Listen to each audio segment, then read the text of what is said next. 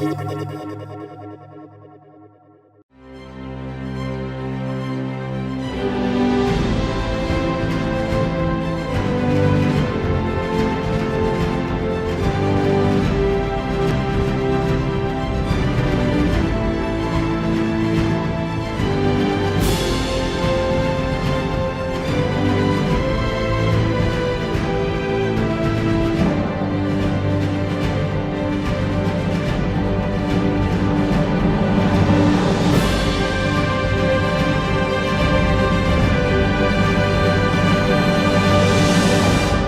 the podium, moderator Konstantin Anatolyevich Babkin, President of Industrial.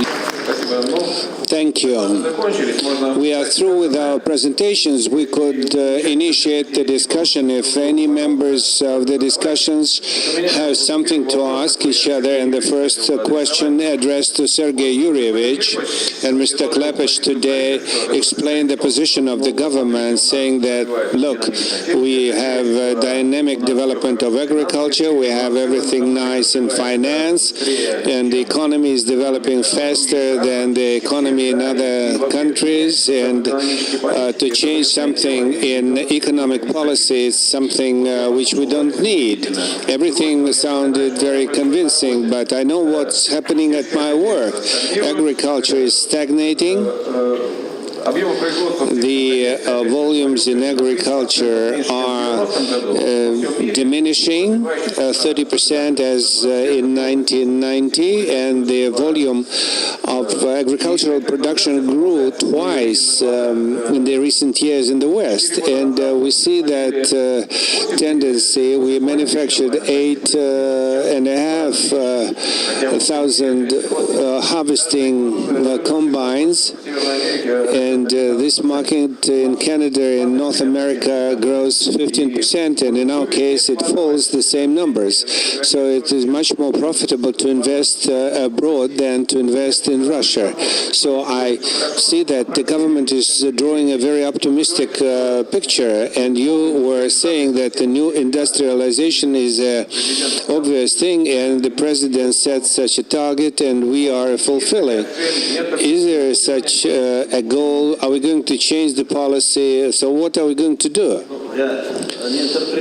I wouldn't like to interpret the presentation of Mr. Klepech that nothing has to be changed. I believe that there is a gap between the fixing the targets and the tools to accomplish these goals and targets. And if we're talking about the budget policy of the government, there we could see those goals we were talking about, and which we would like to make some progress. And there are certain tools of providing loans to support the leasing of agricultural equipment. There is Rosselschoss Bank, the Bank of Agricultural Development. There is a set of different institutions which are called to support the switching to innovative ways of development. However, you don't observe it. So the scope of their activity is so small, so that you cannot see. So what is the meaning of that? It's a simple conclusion that there is no systemic approach in this policy. There are goals, but there is no systemic steps to accomplish these things. Although we could see and trace that in the budget, but in the financial and in monetary policy is somehow separated from the goals chosen. And the central bank,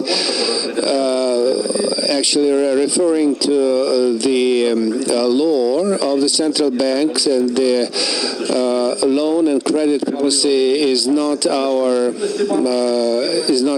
problem and responsibility. Long-term credits and long-term money, this is the responsibility of the market itself. And perhaps the market will definitely respond to that by using the imported funds. But the use of the state monopoly for loans is not working. You can even demonstrate that the financial policy was impeding the economic growth for monetary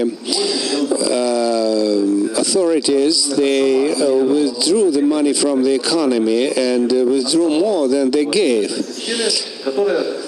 This financial system was sterilized, and what is it's the deprivation of the body to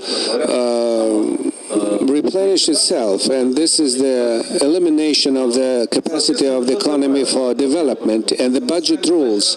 If we are talking about development, so we need a budget of development and strong investments into infrastructure and modernization of those spheres of activity where private capital cannot work and is not interested in sending money there. So after default of 2008, the budget of development was used to use the super profits and to channelize this money to upgrade the economy. If there is extra profit, more money will be invested, but instead of that, the budget rule up to 7%. This is gigantic sums of money. We could, if we didn't freeze those oil dollars and send it to support financial bubbles in the West, but to send it to our economy, we could reach that target, and we could reach the level of accumulation of 27%. And the budget and tax policy doesn't correspond, and the burden of taxation is placed on creation of value and not on the rent. The price policy, we have to develop the processing industry and monopolies. They would like to reach the even profitable prices for export and for internal prices. This is absurd. There is no logic that instead of regulating of natural monopolies to ensure that transparency and efficiency to create this balanced proportion, so our state is choosing the way of getting super profits. And on key directions of the policy, we have no any ties. So that's the main problem and the main reason, theoretical reason for our forum is theoretical and practical. So those colleagues who justify this policy and develop this policy, they proceed from the fact they rely on some kind of scholastic approach or methodology which does not correspond to the reality. And actually, I was supposed to welcome the Economic Forum, and now I am taking this opportunity with a good start, and we expect that the result of the discussion, and I've seen the number of round tables, probably most important issues will be covered during these round tables, and I'm prepared to support the best ideas we will find here. So you were talking about the monetary and financial policy needs to be changed. However, Elvira Nabiulina was recommended as the head of the central bank, and she said that this policy will be continued. So do you think we still have to wait? Maybe she will be enlightened somehow.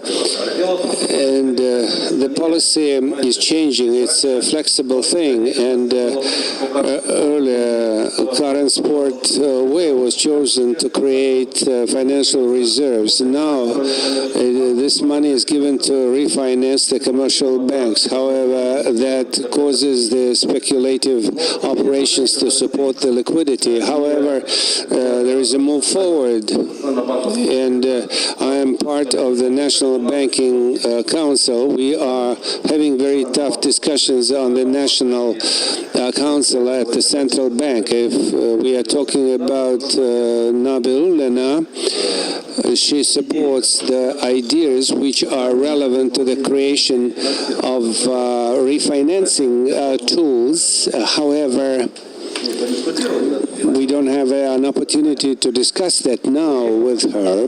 Any further questions?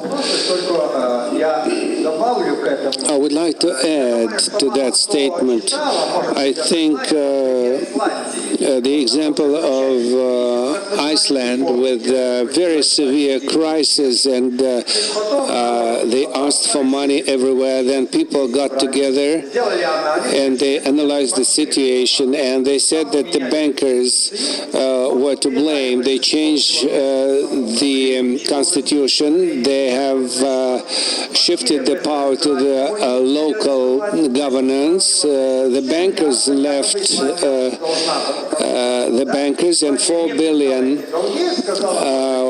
was the debt of the bankers, and Iceland said actually that was the bankers were to blame, and you can prosecute the bankers and not the state. So that's the situation with the Cyprus. It's exactly the case. All right. I would like also to give the floor to the real sector, the representatives of agrarian sector, to the transport, and specifically the manufacturer, producers of fertilizers. We are talking about the global economy, and the question, are you selling more now, this fertilizer? Have you got any privileges after joining the World Trade Organizations? We have two markets, the internal and external. On the external market, this is the open market and is not regulated by WTO rules, although we are being confronted by some illegal methods in some cases, some countries. From the viewpoint of foreign market, nothing changed. As far as the internal market, so our country has a tremendous risk of fast disintegration of agricultural sector, and what we could do, and what we have, about 60% of what the population pays for food, this is import. And clever people here, they think that it is only growing of grain and fat, pork. But this is the product of grain which we sell twice as cheap to Egypt. And last year, our country imported 600,000 tons of cucumbers, and 60 to 70% in retail, fruit, vegetables. They drink olive oil and butter. This is just imported stuff. And the second, when joining the World Trade Organization, we're talking about $10 billion for agricultural support. This is 5 billion. This is the difference which we pay for credits and loans. This is the compensation of the rates, interest rates.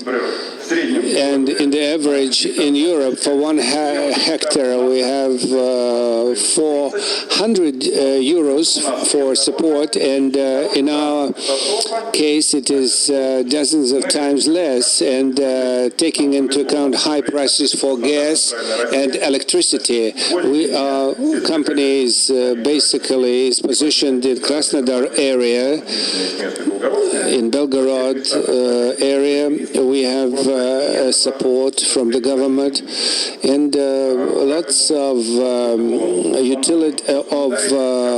these agricultural companies might lose their capacity and will simply disintegrate. What is a successful exporter?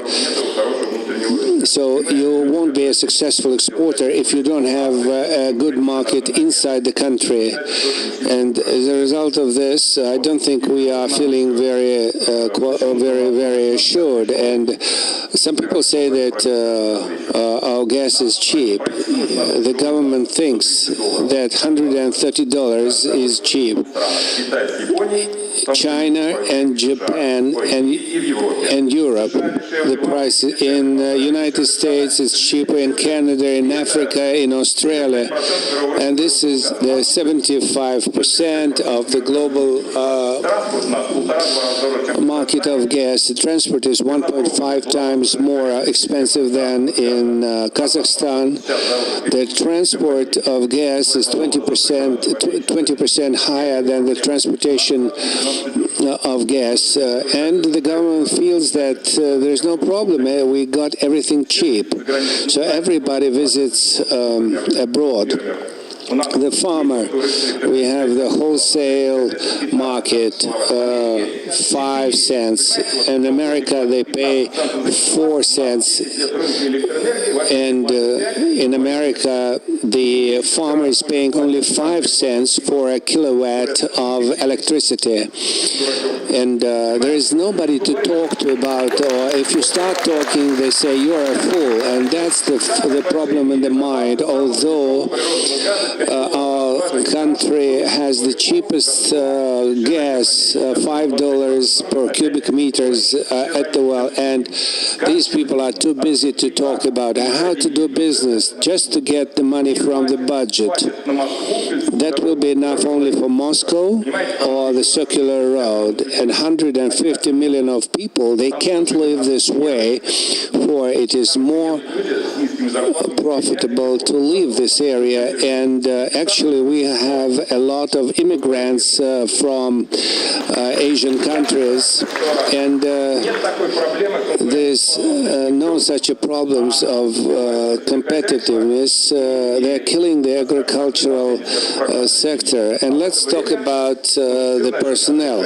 So personnel is very important for the business. And I will quote the man who worked in agricultural,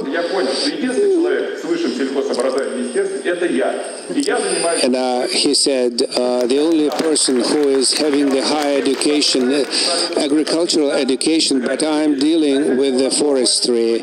He's visiting just different types of conferences, and you have, again, nobody to talk to and to discuss these problems professionally.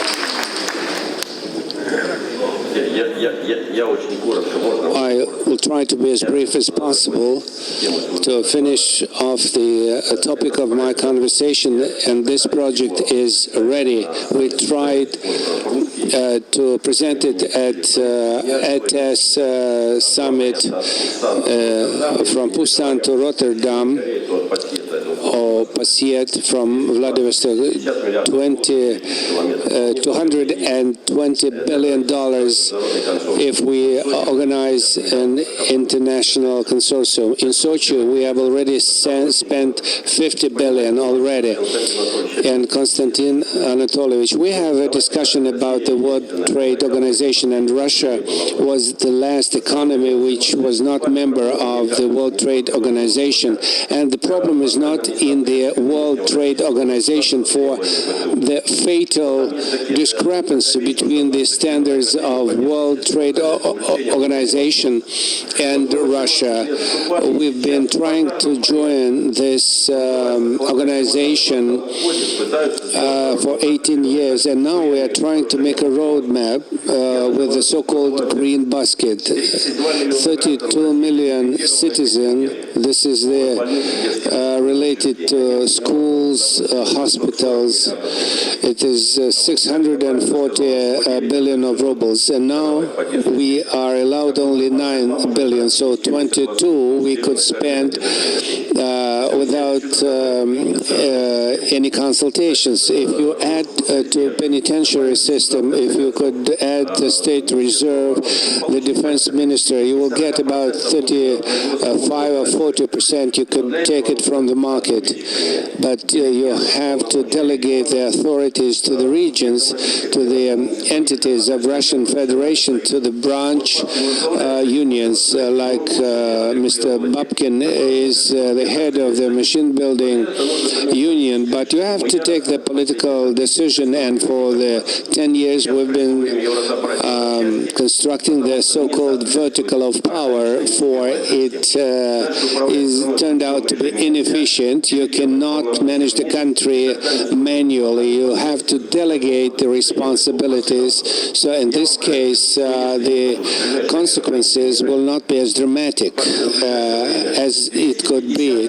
250 billion rubles were spent to develop the agricultural sector, to create industrial